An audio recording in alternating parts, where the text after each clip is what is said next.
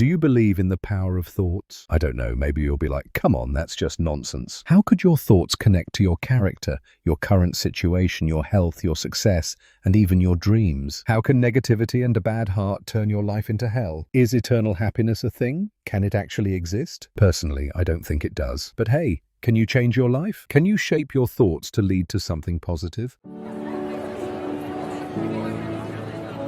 So this whole power of thoughts thing really fascinates me. I believe in the law of attraction. Your mind is your greatest power, and in the end, people are ruled by their minds. The moment you tap into your thoughts, they can either bring you happiness or make you sick. Basically, you become what you think about. You are your thoughts, and all your thoughts combined, that's your character. Sounds about right, doesn't it? I mean, think about it. Whatever you keep in your mind long enough, you eventually become. And every action you take, it starts with a thought. Whether it's intentional or not, your thoughts shape your actions. That's just how it works. Now, let's say you meet someone who's wise, kind, and has a strong character. That's not just luck. That person didn't wake up one day and magically become that way. No, it's the result of years of the right thoughts stacking up. On the flip side, if someone's just a horrible person, that's also not random. That's the result of a lifetime of messed up thoughts. Simple as that. What do you think? Makes sense, right? You ever heard that saying, be the master of yourself? Sounds cool, right? But have you ever really thought about what it means? Like, how do you actually do that? See, a lot of us go through life thinking everything that happens to us is because of outside forces. Like, oh, it's the system. It's bad luck. It's other people messing things up for me. But nah, the truth is, most of it starts with you. Whatever you secretly hold on to in your mind, whether it's something you love, fear, or obsess over, you attract it. Think of your mind like a garden. Whatever seeds you plant there, one day they're going to grow. So be careful what you let in. People don't attract what they want. They attract what they are. If you keep running into terrible, toxic, messed up people, maybe, just maybe, it's time to look at what you're putting out into the world. You ever think, man, life's so unfair? Like, why do bad things keep happening to me? A lot of people blame fate, bad luck, or tough circumstances. But what if the real reason is something deeper? Here's the truth. People don't suffer because life is cruel. They suffer because of the thoughts they carry deep inside. If your heart is full of toxic, ugly emotions, I once saw this old man. He had that sweet grandpa face, you know, and I felt so bad for him, thinking, man, this poor guy is still working at his age. But later I found out he was, a literal pedophile. You ever see a super rich person and think, man, why does this guy get all the money? Like, life's just handing out wealth to the wrong people. But hold up, what if that person has some hidden quality, some virtue you don't see? Now, picture a different guy, some shady business owner. He's constantly cheating his employees, cutting their salaries, paying late, squeezing out every last penny. Now that dude, he does not deserve prosperity. Divine justice. Sounds fancy, right? But here's what I mean. You create your own circumstances, and most of the time, you don't even realize you're doing it. So maybe take a second and check your intentions. What's really driving your actions? Now let's talk health. Your body? It's basically your mind's employee. Fill your head with negativity, stress, and resentment. Your body's going to feel it. Sickness, fatigue, aging faster than you should. But ever met someone and thought, wow, their kindness just radiates? Those people, they glow, they age slower. It's like their inner peace is giving them a beauty filter in real life. So picture this. Diseases, illness, they all trace back to your thoughts. Sound wild, but it's true. Like constant fear, that can kill you faster than a bullet. Remember that experiment where they blindfolded a guy and told him, we're going to cut your wrists now, and you're going to bleed out slowly. Then they didn't even cut him. They just let warm water run down his arms. But he believed it was happening, and guess what? He died. Just like that. That's how powerful your mind is. If you believe something, your body will react like it's real, even if it's not. There's a story in a book I read that really stuck with me. It's about a female acrobat who's been performing flawless shows for years, never once falling or getting injured.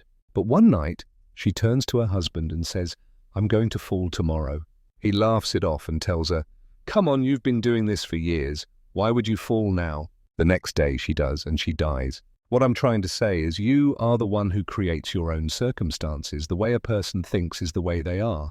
And if they keep thinking that way, they'll stay the same. The universe, in the end, only helps those with beautiful hearts and noble intentions. The part I believe in the most is this: the less you want to achieve, the less you sacrifice. The more you want to achieve, the more you have to give up. Speaking of dreams, let me remind you, as long as a person carries a beautiful dream or a grand ideal in their heart, they will one day achieve it. Take Christopher Columbus, for example. He dreamed of another world and discovered it. Or Copernicus, one of my favorite names. He imagined a vast universe beyond what was known and revealed it. All right, now, get ready because I'm about to fire you up. Listen closely to this. To desire is to achieve. To want is to succeed. Let that sink in. And of course, we can't skip the part about dreams, because the more you dream, the more you become what you dream of. In a way, your dream is a promise of what you will become one day, because dreams are the seeds of reality. Let me give you a perfect example. Think about Mustafa Kemal Ataturk. When he was just a child, he dreamed of saving his country. Did he do it? Yes. He founded Turkey. So, here's the truth. The desire that controls you will define your limits. The will that drives you will determine your greatness. I'm not saying just sit around and dream and expect life to hand it to you.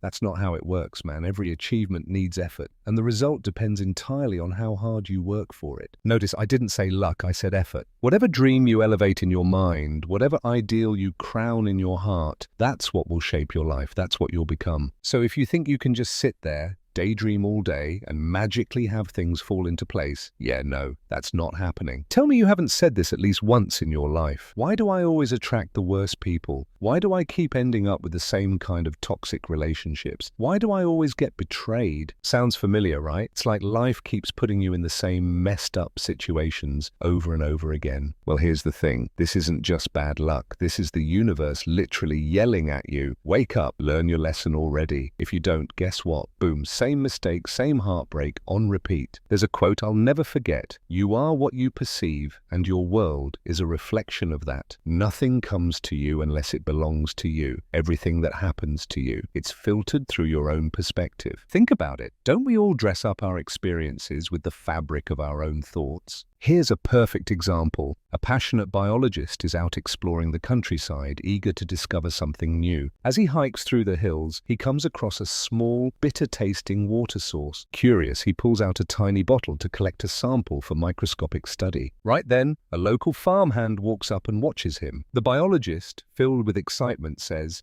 "My friend, within this tiny pool there are entire worlds, millions of unseen universes that we don't yet have the tools to fully understand." The farmhand stares at him blankly and shrugs.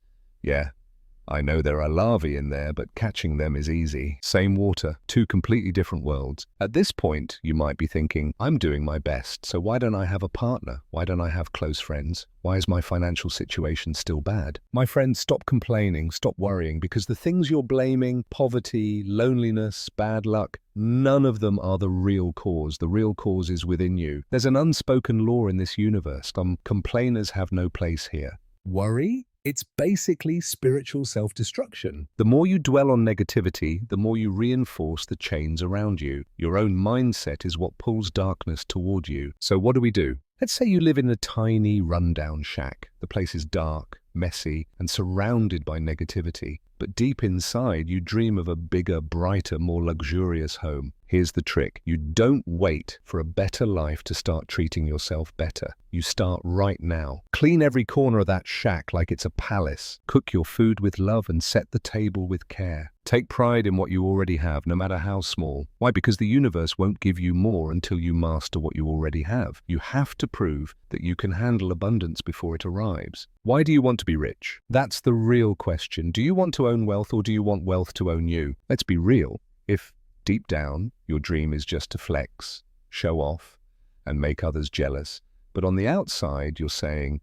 I just want to help people, the universe sees right through that. Truth is, if your heart is poor, your bank account will be too. So what should we do at this point? We need to let go of some of our desires and reduce them. Stop selfishly chasing your own happiness. Because if you insist on pursuing it selfishly, happiness will only run away from you. For example, if you want love, first give love. If you want respect, show respect first. If you crave something, offer it to the world first. Because you reap what you sow. Whatever you give, It will eventually come back to you, but do it without expecting anything in return. Give without selfish intentions, without hidden agendas, and without resentment in your heart. As I said at the very beginning, you are what you think. Your mind shapes your reality, and your ideals build your life. In the end, you harvest the sweet or bitter fruits of your own garden. I hope you plant something beautiful. See you again soon. Take care.